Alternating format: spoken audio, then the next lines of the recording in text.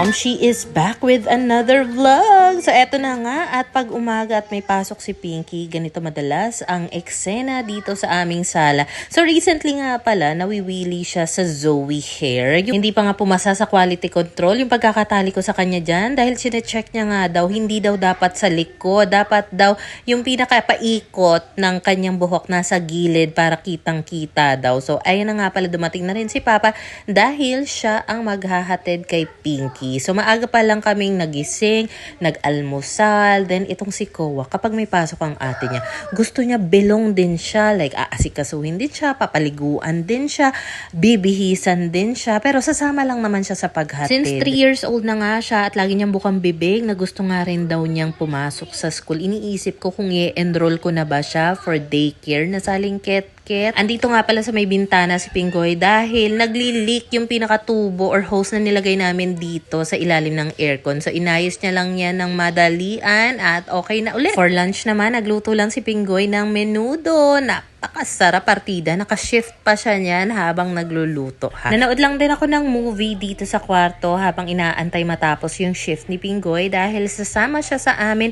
Mag-grocery lang naman kami ng ilang mga pang-restock sa pantry at sa ref. So kumuha lang kami ng itlog, ng isang buong manok. Pero hindi na namin i-air fryer yung manok this time. Siguro fried chicken or ibang putahe na lang. Nung Pasko, binigyan yata kami ni Ate Ken isang bilog na malaking ganito. Nagustuhan ko talaga siya. Ang mahal ng isang malaking bilog, buti may sliced na version. Bumili pa ako ng isang klaseng ham dito at saka mantika. Itong dalawahan para sa amin yan. Then binilhan ko na rin si Papa. Meron ako nabasa, nag-comment doon sa vlog ko, nagluto ko ng spaghetti. May nag-recommend ng ganito. I'm not sure kung ito yung tinutukoy niya. Nakadelata daw na parang sauce pang spaghetti.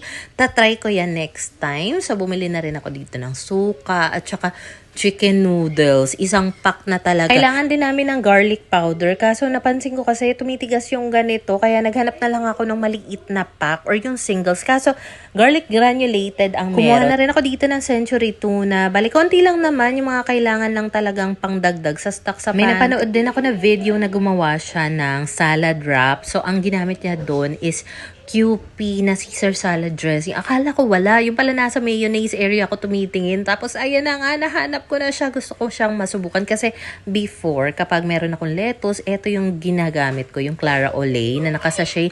Masarap din yun. Gusto ko naman maiba yung lasa ng iniinom kong kape. So kumuha kami dito ng Nestle Gold. At saka yung maliit lang na outside almond breeze. At saka Parmesan cheese. So far, ang pinakamalaking tortilla wrap na nakita namin dito is ito. Kasi nga gusto kong gumawa ng salad wrap. Gusto ko rin mag-try ng granola just to see kung magugustuhan ko ba siya. Buti na lang may maliliit na pack nito. So, bumili ako ng tig-isang variant. Kailangan ko rin ng muscovado sugar para sa mga kape na gagawin namin ni Pingoy dito sa bahay. Magta-try lang kami ng ibang timpla since meron kami nabiling frother sa IKEA. Diba? Magdadagdag na rin ako nitong Cool Fever. At ang sabi sa comment, mas better daw kung ilalagay ko yung Cool Fever sa ref bago gamitin para mas effective daw. Ang konti lang ng pinamili namin, umabot ng 4.7. Mahal lang talaga mag-grocery dito doon. Nga pala kami sa may Centro Pasita na mili, and since meron kaming na-order na potato corner doon, nagkataon naman na wala silang barya. So kung kailan meron na kaming barya pambayad, hala, naka-lunch break si ate, naluto niya na. Hindi naman namin pwedeng kunin lang doon dahil nga walang bantay.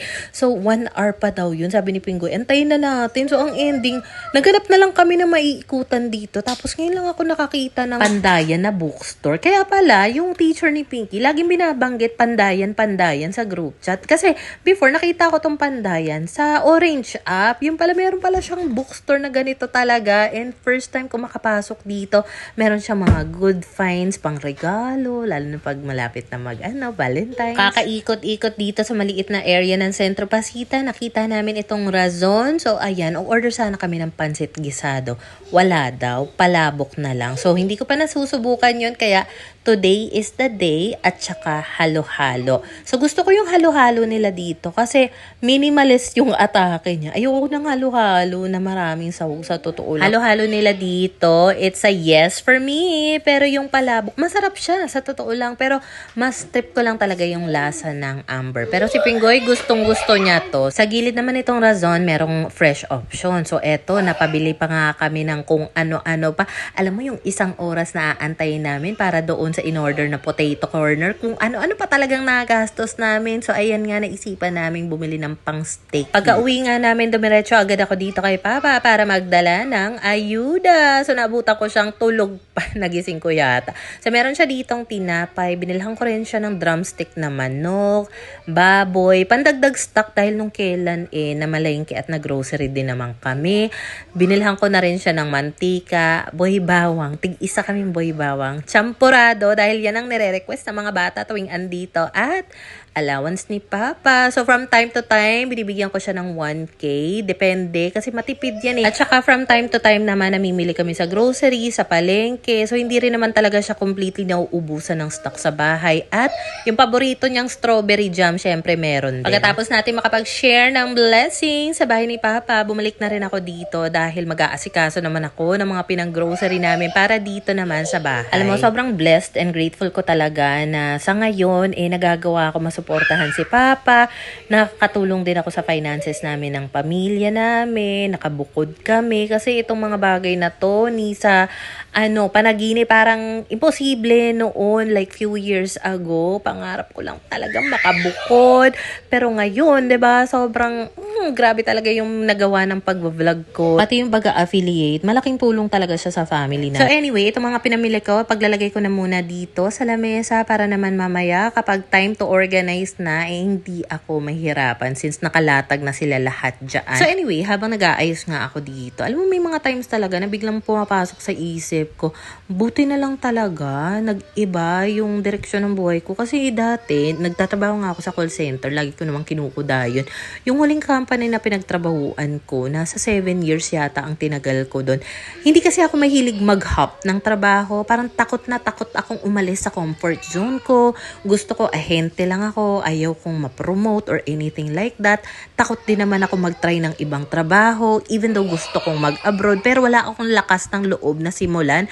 So, parang na-stuck ako doon sa part na nalulungkot na rin ako na parang ganito na lang ba mayayari sa akin. Gusto ko ng pagbabago talaga. So, pinagpipray ko talaga yun, Lord. Talagang gusto ko talagang mag-iba yung takbo ng buhay ko. Kasi parang hindi na talaga ako masaya sa trabaho ko. Like, ginagawa ko siya kasi yun lang yung alam kong way para makasweldo ko. Tapos alam mo yung sweldo ko doon, nasa around 27,000 a month lang.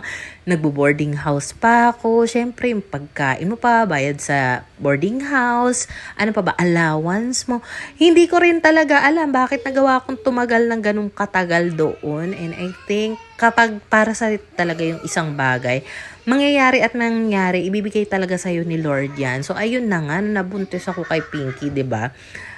Pagkatapos ko siyang maipanganak, bigla naman nagkaroon ng pandemic. So, natatakot kasi talaga akong bumalik sa trabaho nun. Kasi, syempre, nasa Laguna ako. Ang office namin nasa Makati. First time mama ko, first baby ko si Pinky. Yung thought pa lang, naiiwan ko siya. Tapos, babiyaya ko. Parang, naiiyak na ako. Tapos, syempre, ang daming mga nakakapraning na mga yung mga sabi-sabi na baka ikaw yung maging cause at magdala ng COVID-dap sa bahay na tinitirahan.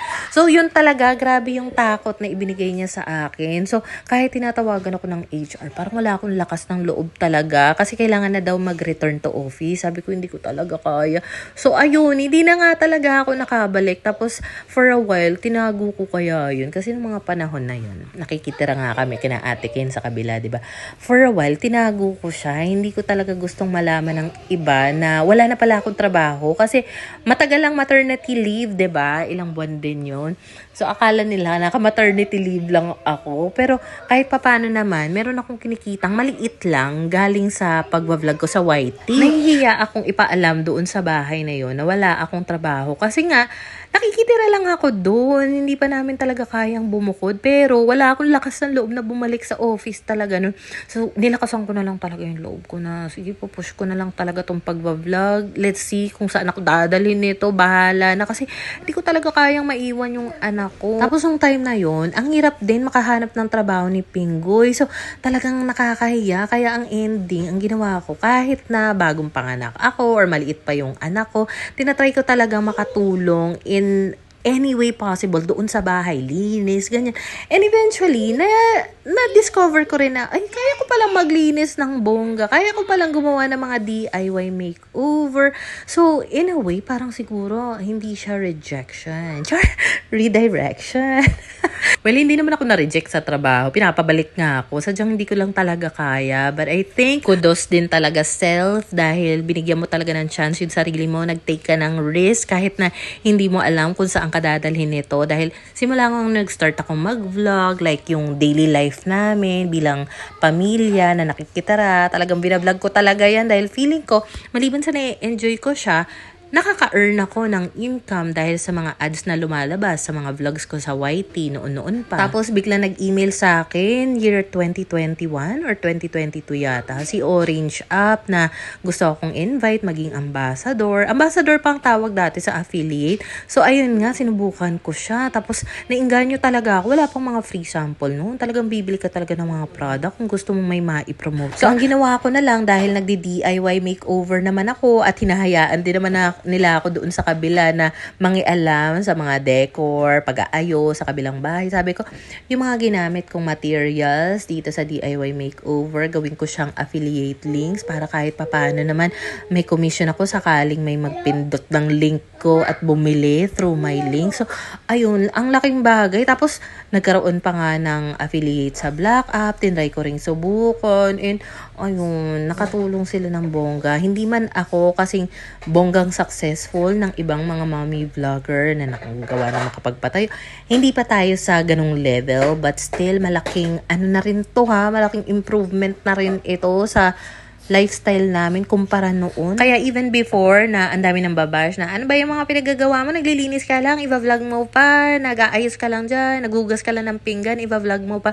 Ay day, huwag mo talaga siyang minamaliit dahil hindi mo talaga alam kung saan ka dadalhin ng mga simpleng paggagawa mo ng mga content. Kahit gaano kasimple or kabaduy sa iba yan. Keber, huwag mo silang pakinggan. So nagkaroon lang ako ng lakas ng loob talaga na itry, mag-take ng risk sa mga bagay-bagay. Nasa 30 years old na rin ako noon ha. At saka hindi naman race itong buhay natin. Pwedeng sa ngayon, parang down na down tayo. Pero eventually, for sure naman, mag-i-improve yung quality of life natin. Basta, sisipagan lang din natin. Kinabukasan na nga pala ito. Tama na ang chika. Nakapagluto na nga si Mingay dito. May pahamsilog na nga si Mayor. At eto na nga ang frother namin na talaga naman. Ngayon lang namin na-figure out kung paano lalagyan ng battery. Thank you sa nag-comment na akala ko kasi dati pa-square na type ng battery ang kailangan dito. Sabi niya, hindi, ganyan. Thank you sa'yo, mamsi ko. Appreciate it. Ayan, at ready na ang kape. Meron pa tayo dito ni Luto, ni Pinggoy. Thank you, my love. Kain tayo.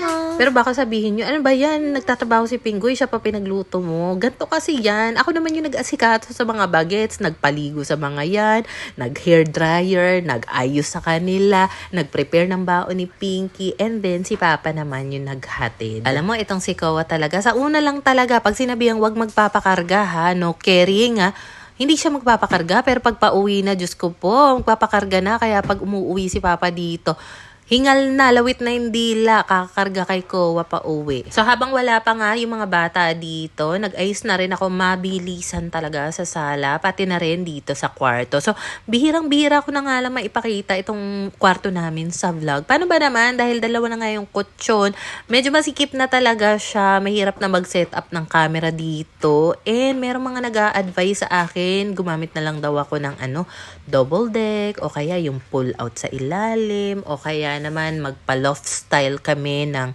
higaan dito.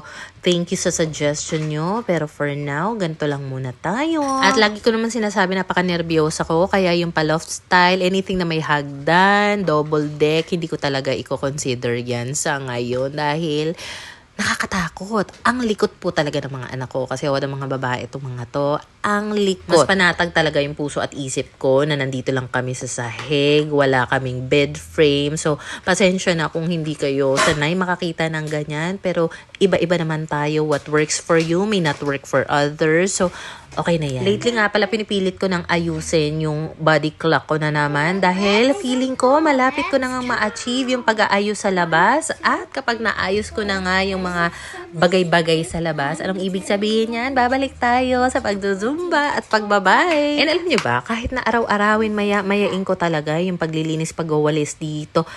Alam mo, ang bilis lang din talaga. Saglit lang talaga, malingat ka lang. Ang kalat na uli, ang gulo na ulit. Pagkatapos kong mag-ayos sa sala, makapagligpit sa kwarto at makapagwalis, next naman na inasikaso ko itong mga pinagkainan namin nung breakfast. Pasensya na nga rin pala, wala akong upload ng vlog nitong nakaraang 2 araw. Medyo late upload na kasi ito.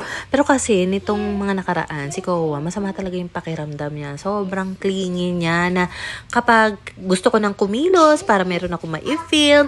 Doon siya talagang, Mommy, I want carry, na wala talaga akong magawa. Hindi talaga ako maging productive. Pero kasi, syempre, I have to be present for my daughter. Nga pala, dito sa may lutuan area namin, dahil wala nga kaming oil splatter guard kineme. So, ang ginagawa ko talaga, inaalagaan ko siya ng punas. Si Pingoy nga pala, parang nawili na talaga siya na dito mag-set up sa lamesa ng trabaho niya. Hindi na talaga pumapwesto sa labas dahil hindi ko pa nga naaayos. Pero tinanong ko rin siya one time. Sabi ko, bakit hindi na lang yung desktop ang gamitin mo? Siguro mas feel niya talagang gamitin yung laptop para very work from home ang atake niya. Pero working pa rin naman yung desktop namin. Dito sa lababo, hindi talaga pwedeng mawalan kami ng detergent. Either powder man yan or yung liquid na form. At saka antibacterial soap, kahit liquid version din or bar soap, okay lang. Basta meron dapat antibacterial. And of course, pagdating sa panghugas ng plato, iba talaga ang joy, no?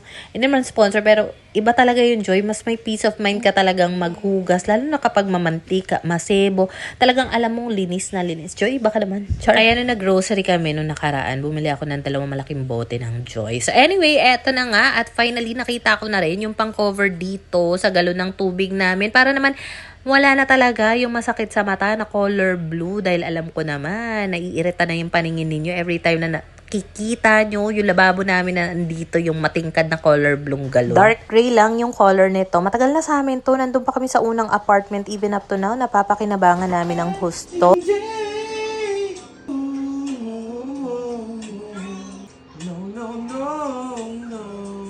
This is my life.